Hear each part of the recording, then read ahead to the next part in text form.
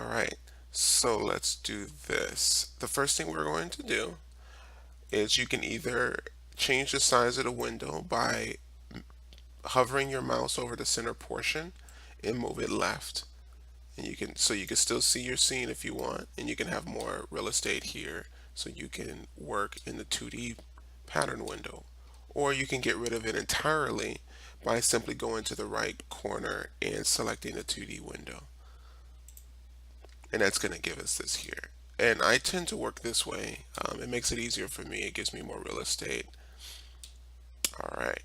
So what I'm going to do is go over to our library, select Fashion Elements, and we're going to go over to the pattern.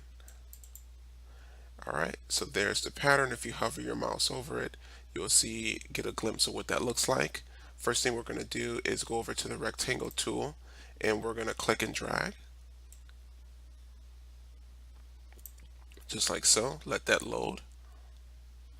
All right, so the next thing we're going to do is go to the selection tool, and what we're going to do is take this pattern and we're going to click and drag it onto the simulated pattern piece here that we have. So let's go ahead and move that over, click and drag and release. All right, great. So what we're going to do is trace this out. Just this portion though. But the first thing we need to do is make it larger because right now it's a little too small to do. So what we're going to do is select the Edit Texture tool, click anywhere inside, and we're going to go to the right corner of the top screen and drag this portion up, up until we get the size that we want.